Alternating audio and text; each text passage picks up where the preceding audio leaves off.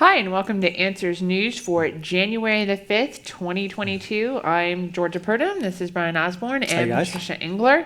I got the year right, so I think I should get some kind of nailed it. Definitely kudos for that. Give like a high five or something. Yeah. And we have a wonderful studio audience joining us today, so make yourselves known. Let's hear it. Come on. There we go. It's cold today. I mean, it's getting colder, so it's a bit chilly. A little slow response. Well, we were just in North Carolina for Christmas, and it was like 70 degrees. My wife was really sad about that. It was like 70 degrees here, though, too, so it was pretty warm. It's the warmest Christmas I've ever experienced. Well, you're Canadian, Canadian, right? Yeah.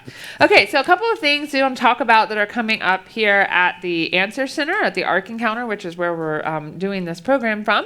And we have our VBS showcase, and this year's VBS now is called Zoomerang. And so it's all going to be about the sanctity of life. And I'm really looking forward to this particular VBS. I love the theme. And it's not just about, we think about abortion and the unborn, but it's really about the spectrum of life. And no matter what age, no matter what ability, that all life is precious. And so I'm really excited that we're going to have that as the theme of our VBS this year, along with the Australian theme, which is totally. Really cool. With the Australian accents. Yeah, really you have to pronounce it with an Australian accent. Zoomerang.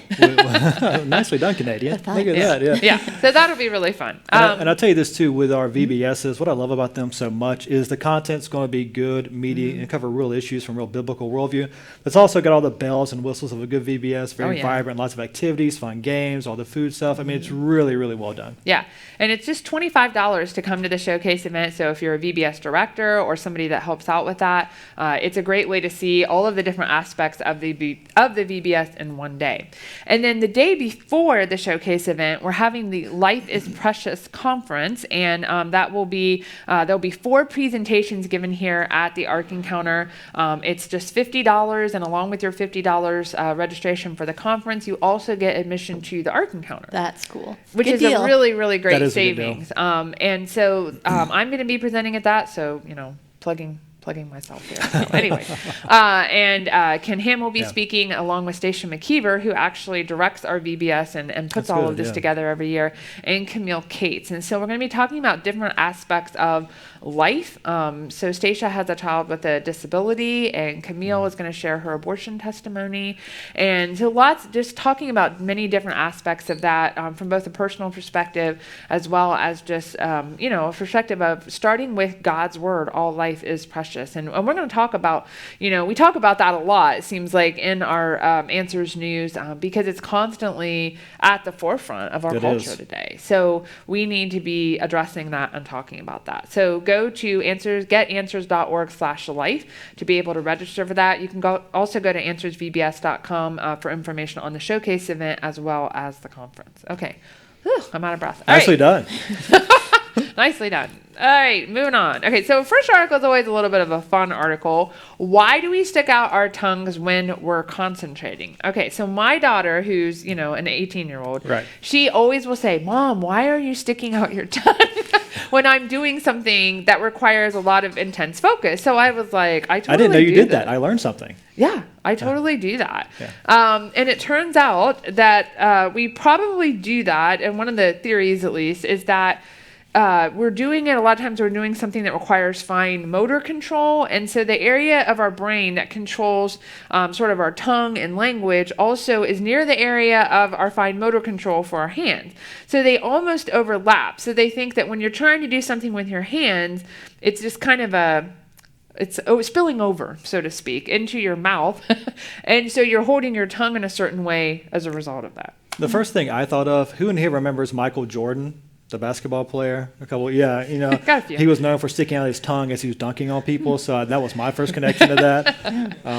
Interesting. I was kind of wondering, if there is that connection between manual dexterity and communication, it'd be just interesting research, if they look at musicians and artists and people who use their hands a lot, are they better communicators than writers? That'd be kind of interesting. You guys are writers, and you're secret artists and musicians. That would be interesting. Yeah, it would be. I mean, I'm not musical, so I would not be able to help you on that one. Okay, I draw a bit, but that doesn't mean It's really kind of interesting to watch them try to explain the origin of language from the evolutionary worldview, right? Because it's such a conundrum from that perspective. How do you get these finely articulated words and ideas, the way our tongues move to make different sounds, to communicate ideas, facial expressions, all communicating in a very effective way? How do you get that in the evolutionary worldview? Right. And so, and they think, well, apes first came on the scenes. We evolved from apes in evolutionary thinking, and then we use hand gestures. That was our primary way of communicating, right? Yeah, this is what the apes did, right? apparently. And so I'm part ape because I do talk with my hands a whole lot. Yeah. There's no doubt about that. Yeah, and that thinking. But then somehow that went from just the hand gestures to the tongue movements and thus the speech. But how do you make that transition? How do you go from hand movements to actual words and ideas and paragraphs and singing and songs? It's a big problem for the evolutionary. So much evolutionary storytelling that it's really arbitrary. You just have to come up with some sort of explanation because that's your worldview. But from a biblical perspective, speech makes a lot of sense. Yeah, somebody said, is this why a person cannot put on mascara without opening their mouth? I think it might be. I don't know. Do you know, Brian? I don't know. I could ask my wife. She's in the audience. Yeah, I don't know. There could be. Maybe there's some connection there. Who knows? Okay. A gene-tweaked jellyfish offers a glimpse of other minds. And so this is talking about a very, very, very tiny jellyfish. Okay, so we're talking 1 centimeter. That's how big this thing is. And so what they've been able to do is they've been able to splice in a gene into its DNA that when a nerve fires, this gene will produce basically a protein called green fluorescent protein. So whenever a neuron basically fires, it glows green. So cool. Is what the outcome of it is, which is really cool. I mean, I'm a geneticist, so this is the cool stuff you can actually do. And because these are so tiny and transparent, they basically put them on a microscope slide, and they're able to see this, which is, again, really, really cool. And so that's like the good observational science. They're trying to look at how this brain operates, what we can learn from that, how different brains can operate, even our brain. So looking at commonalities and functionality, which is good science. But then, of course, in the article, they want to make these connections to evolution. That, well, supposedly the jellyfish brains are some of the first quote-unquote brains. They're not really brains yet, but they're getting there, right? And so we can look at those brains as the first way of thinking. They're evolving up to our brains today, and we can see how the brains evolved over time. They're trying to make that connection all the way through. And when they do that, it goes from observational science to pure storytelling. Exactly. So that's just like a big part of critical thinking when you're reading these articles is looking at, like you said, what part is fact and what are we actually observing, and then what is just the assumptions based on evolutionary ideas that are being used to interpret the science that we're actually seeing. So one of the things, the quote was, by looking for shared features in distantly related creatures, we can map out when they first evolved. And they're saying that studying jellyfish this way improves our understanding of evolution because, the similarities in how the thinking happens, like that kind of shows how evolution happens. And that assumption that similarities show common ancestry is the basis for a lot of evolutionary storytelling, even just the ideas of where jellyfish versus humans belong on their ideas of the evolutionary tree.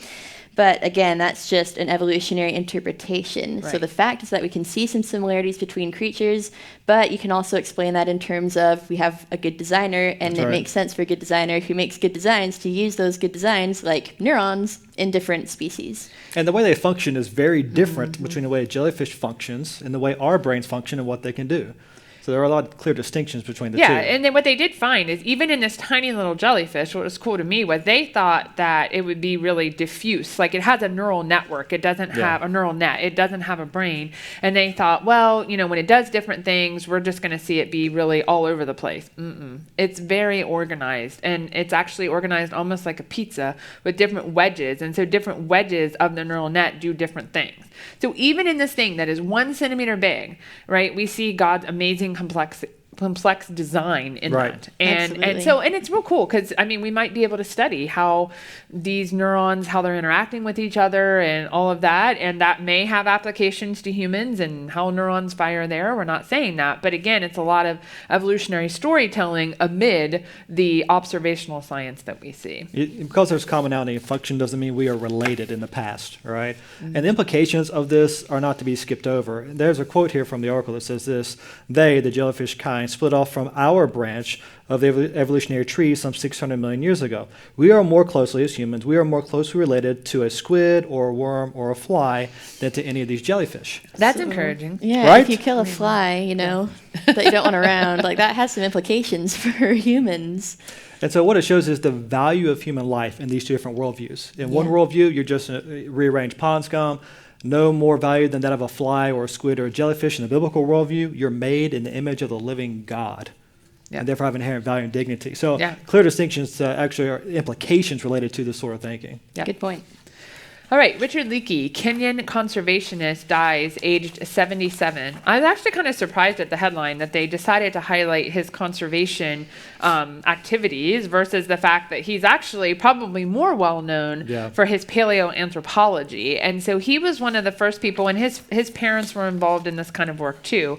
So he was the first one, quote unquote, to explain the emergence of Homo erectus, an ancestor of modern humans. Now, Homo erectus is not an ancestor of modern humans. Homo erectus is fully human. And we have a nice exhibit at the Creation Museum that explains that in more detail. Neanderthals are fully human.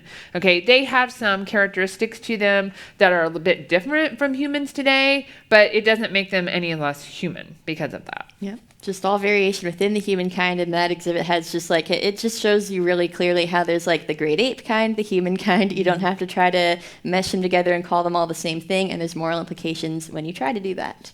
So. And it's interesting that they go through his life and they kind of highlight some of the key points of his life, and he did some good things in his life, no doubt about that. He was big on stopping poaching in Kenya, which is a really big deal, and as Christians we say, yes, we should be good stewards of God's creation, and poaching would not be that.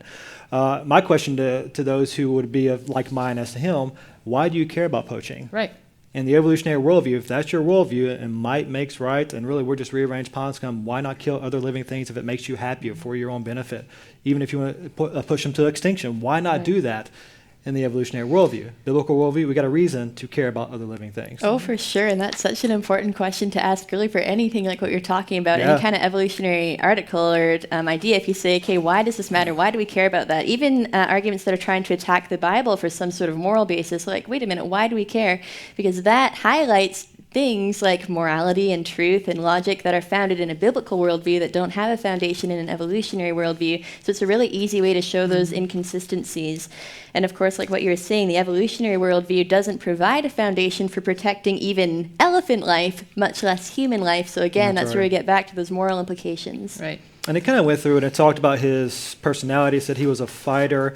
He went through some real hard times as a kid, he broke his skull. Yeah, this man's been through like a lot physically speaking. Kidney transplants, had both legs removed after a plane crash. I mean, the man went through a lot during his life, and he survived, and he still pushed through and did things on this planet. But as far as we know, he definitely was not a believer from what he said and what he believed in worldview implications and evolutionary ideology. And so all of his accomplishments here on Earth, they mean nothing in the light of eternity. It's all for naught. You know, the Bible says in Mark chapter 8, over in verse 36, "For what does it profit a man to gain the whole world, yet forfeit his soul?" Right? And then, you know, as we look at this, I'm reminded, we were talking earlier before the show, a good friend of ours, and one of the big parts of the beginning of this ministry, a guy named Patrick Marsh. We went to a celebration of his life last night. He just recently passed away, and so did Dr. David Minton, and of course others as well. We've gone to their funerals and their celebrations of life, and we can go to those places and we can be sad they're gone, but we know they're Christians, and we know they're in heaven, and we know that their life leaves a legacy.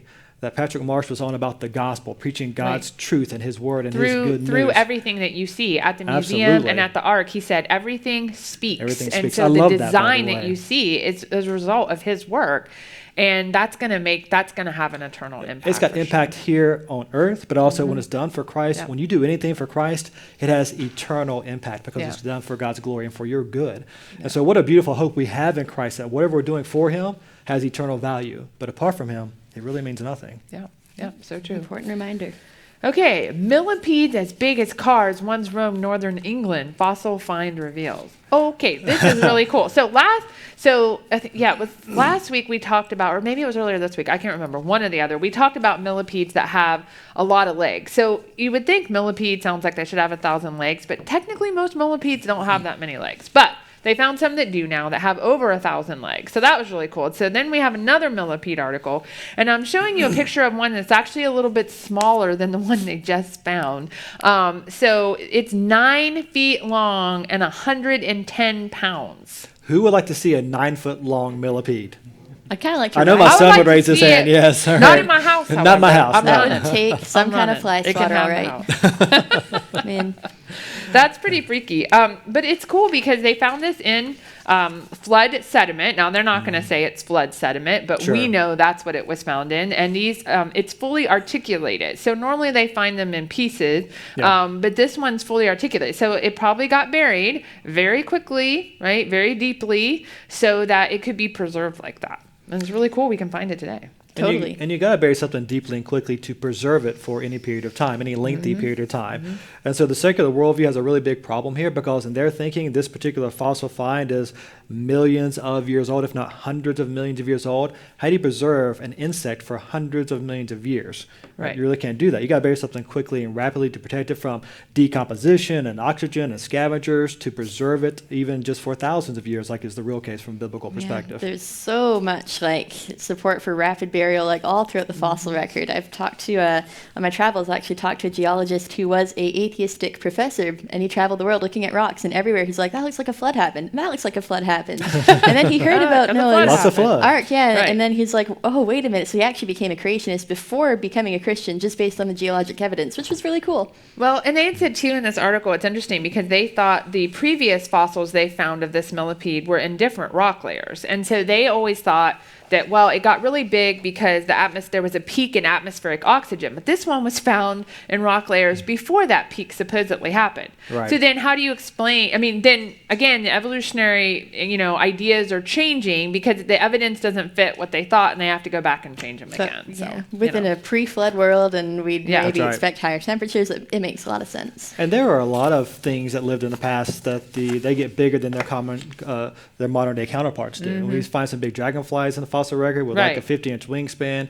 roaches that were 18 inches long, rats that weighed almost 2,000 pounds. Yeah. Okay. I mean, like huge critters, big turtles. Think about megalodons, these Yeah. big sharks that look like great whites getting to 60 to 80 feet in length. So things used to get a lot bigger in the past, or at least some things did, which screams it was a different kind of atmosphere, or something was different Right. in the past, which makes sense in the biblical world. Somebody said, imagine the can of Raid you'd need for that. And so, yeah, it would be pretty big, that's for sure. So, ugh. Anyways, moving on from large insects too.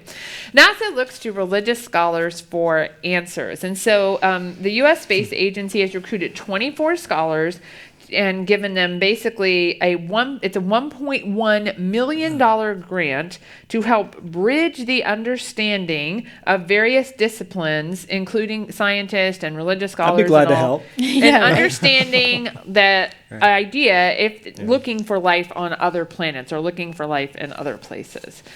My first question when I read the article, or the headline even, was which ones? Yeah. Which religious scholars are you deferring to try to glean these answers about how finding aliens might affect the way people perceive reality or their religious view, or et cetera, et cetera? But it goes through and gives some interesting ideas about what people are thinking. And one of the things I really pulled away from the article is that these religious scholars are trying to dive into questions that science really can't answer. Questions like, what is life? What does it mean to be alive? What does life have value? Separating human life and its value from alien life. Where do you draw these lines? And it was a good reminder to me, I think, to share with all of us, that science is limited. By definition, science is limited. It cannot explain everything, especially philosophically and so forth. And so we got to keep that in mind, because so much in our culture today, science is almost deified. Right? When you follow the science, that's your drop the mic moment. You can't say anything else. That's the last line. But science is limited, especially to history and philosophy and meaning and so forth. Yeah, and it's talking about looking to religious scholars, but basically all scholars are religious in a sense that That's everybody true. has a Good point. worldview. Yeah. So, Yep. and these are worldview questions like what you talked about that they're looking at, and how you answer those questions is going to depend on what you already believe and your presuppositions. So those are just your ideas, your statements that you can't necessarily prove are true, but you have to assume are true to reason about other things. So like, is there a God versus is there not a God? Those sorts of ideas. And then within a biblical worldview, the Bible passes the test of a valid presupposition, because a valid presupposition, this is the basis for your worldview, has to be consistent with itself, so it doesn't lead to contradictory statements, and it's consistent with the world around us. A biblical worldview passes that, a secular one doesn't. You can learn more about that on our website. So, and also humans are they're fallible rather. God is infallible, humans aren't. So those are two really good reasons to start with the Bible as your basis for thinking about these questions, so you don't have to shell out $1.1 million to... Yeah, well, and they talk about, this just always cracks me up. So NASA has a growing astrobiology department. That's your favorite one, right? That's my favorite department of all time, science department of all time, because it's literally the study of things that do not exist. There is no life in outer space. We have discovered zero life in outer space. And yet, I'm like, what do people do on a daily basis? Like, how do you write papers with no evidence? I mean, I'm a scientist and I had to do experiments, right? And I had to figure these things out and write it up. What do you do if you don't have anything to experiment on? Maybe they watch Star Trek and glean information from that, or Star Wars. And then they're getting $1 million to do this. So, and if they find microbial life on another planet like bacteria, okay, no big deal, right? I mean, probably it's contamination from this one, chances are. That's right. Because we send stuff all the time into outer space. But even if they find it, it's not intelligent life, right? And it doesn't change anything for us as Christians, because what we're saying is, especially, there's no intelligent life on other planets, because Jesus did not die for aliens, right? Jesus died for mankind. And so that's where we really draw the line on that, so to speak, and have to think about that. That's right. And God created God created the earth to be inhabited. It says that in Isaiah. So we would not really expect to find life on other planets, because kind of what would be the point of that? It's not helping mankind, and that's usually what life is about. And kind of bouncing off what you said, we've said this numerous times, but the problem with sentient life with a soul outside of this planet would be if you got these Wookiees that have souls living on a different planet, or these Vulcans living somewhere on a different planet and they have actual souls, they can live for eternity. Their problem is this: there's no account of God ever providing salvation for them. The whole of creation was cursed by our sin. Then Jesus became the God-man to pay our sin debt as part of the human race, not part of the Vulcan race or part of the Wookiees or whatever. And so they would be damned to hell without any possible way of salvation, theologically speaking. So that's a problem theologically. Right. Yeah. Now, of course, if the Wookiee didn't have a soul, then they're just like a what? A beaver, basically. Yeah, just like, it's alive, but it experiences the effects of the fallen world, just doesn't have a soul. Yeah. All right, Star Wars fans, do not be commenting. Okay, I'm just saying. All right. Atheist activists want Bible verse scrubbed from sheriff's office wall, but sheriff refuses to back down. So, yeah, good for him. So this is in North Carolina, and basically he's got Philippians 4:13 on the wall there, and they've had many pictures taken by it and all, and no one's ever complained. But now a concerned citizen complained to the Freedom from Religion Foundation, which the FFRF. Is that Freedom from? FFRF is what they call themselves. Okay, blah. They like to do this. They like to stir the pot. They like to try to get these things removed. We've had problems with them here at Answers in Genesis as well. And they say it's a religious endorsement and it's an exclusionary display. Okay, here's the thing. You don't have to read it and you don't have to believe it, right? No one's forcing anyone to do that. And so it really bothers me that these people are so easily offended and feel it's exclusionary. Well, and to say it's unconstitutional raises a pretty big problem really quickly, because what about all the Bible verses over in Washington, D.C. on all the monuments, and when you go into the Supreme Court and all that are actually etched in stone on these different places that people put there a long time ago? Is that forcing people to believe in some other different religion than what they want to believe in? Not at all. So, I mean, you can't make a good constitutional argument on that just on the face of it. And speaking of the Constitution, isn't like freedom of speech and like religious freedom part of the Constitution? I know, or maybe I'm misunderstanding that as a Canadian. I don't know. You could tell me. Yes, it is. Okay. Yeah. And just checking. Yeah. And the thing is that, they always scream tolerance at us. We have to be tolerant. Well, who's being intolerant now, right? They're being intolerant of the Christian message, and that's really what this is about. It really if is. there was a verse up there from the Quran or a quote up there from Richard Dawkins, okay, he's an atheist, no one would squabble about it, right? But because it's a Bible verse, that's why everyone wants to be upset. If it was a verse from the Quran, or maybe a quote from a transgender leader in our world today, that probably win applause in our culture today, because that's along with the cultural ideology and the cultural narrative. Right. Because it's actually promoting truth and light. The enemy hates it, thus he attacks it any way he can. And I love the sheriff's quote here in responding to people criticizing him, the attack he's enduring because of putting the Bible verse on his wall. He said this: "It is time, past time, to stand up. So let me be clear. I will not waver on my stance and Christian beliefs." Really? And whatever your beliefs about him doing it in that particular setting, I would say this: as Christians within a Christian worldview and how we engage this culture, it's about time we start saying the same thing. Yep. It is time that we stand up, and to be clear, we will not waver on our stance on Christian beliefs, because there is no neutrality. Either God's word is the authority or man's word is. Right. And we're going to stick with God's word. We're going to stand on that as our foundation on every issue. We'll do it in love, but we'll do it also boldly and in truth. And so I think we can glean a good point from this as we engage this article. Absolutely. And that point that there's no neutrality kind of highlights that just some of these quotes that they are saying, like the sheriff has an obligation to provide all citizens with an environment free from religious endorsement by removing this exclusionary display, that kind of falsely sets up this like fake dichotomy of you have religious and then you have non-religious. Right. But actually, these are worldviews. Everybody has these beliefs. It's all religious. Jesus said, if you're not with me, you're against me. There is no neutrality. And then it's also interesting how the Freedom from Religious Foundation is framing this as a rights issue. So there's a couple quotes here talking about how just this blatantly Christian message sends a message of exclusion, and they're choosing to violate citizens' constitutional rights by brazenly endorsing Christianity.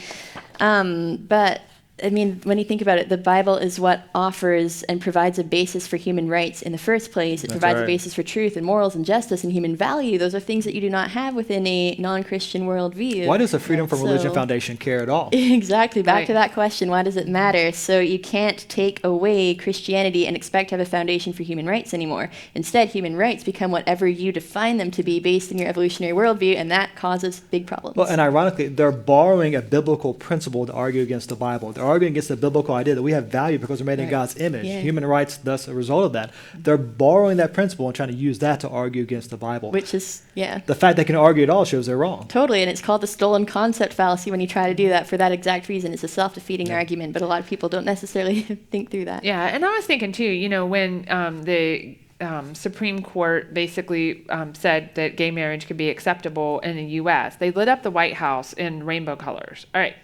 That offends me, right? But you didn't see me going and trying to, sue the White House or sue the president over them lighting it up that way. Because we live in a country that has freedom of speech and freedom of religion. And while I may not agree with that particular message that the government was supporting and showing, I'm not going to necessarily say, well, you need to take that down. Again, I don't agree with, gay marriage. I don't agree with those ideas, but it's just it's very one-sided. It's very, you have to be quiet. You can't say these things, but we can say what we want to say. So it's very much a double standard when it comes to that. No doubt. Okay. I missed the article. Okay. Feminists launch campaign to shuttle women to Mexico for abortion, smuggle dangerous abortion pills into America. Okay, so this has to do with the Texas law that has effectively banned abortion in the state of Texas. And so what this article talks about is a feminist group that is wanting to take women through some sort of like underground railroad to Mexico to get abortions or get them abortion pills out of state and bring them in. Okay, here's the thing. Women can go to another state and get an abortion. They make it seem like it's this, we got to do this on secret. It's their only option. Yeah, like we got to do this, to preserve the right. No, you don't. Actually, abortion is illegal in Mexico. Yeah. It's decriminalized so that if a doctor does an abortion, they can't be penalized for that, but it's still illegal in Mexico as well. So they're literally it's just breaking very laws of strange. two different Yeah, countries. Yeah, Yeah, very and strange. they frame this as an issue for like women's rights again and valuing women's health. But actually, we were talking about how beforehand, and they mentioned in the article, first of all, abortions don't generally save women's lives or help them. Right. They cite a bunch of research on that, and they do harm lives. Abortions that we're talking about, not only the lives of many, many unborn women, if it's women's rights we're concerned about, but also even like chemical abortions have those side effects on the women themselves. Terrible side So effects. Well, then also notice they weren't helping men to get their abortions, It does say women. That is funny. right? Shouldn't they be canceled because of that? I mean, you can't Yeah. say that today in our culture, You need right? to say people. According to our cultural standards, men can become pregnant today by our cultural thinking based on the transgender ideology. So they're inconsistent in that light too. but I mean, Yeah. feminism and that's where you have another clash there's a big between conflict. values. Absolutely. So yeah.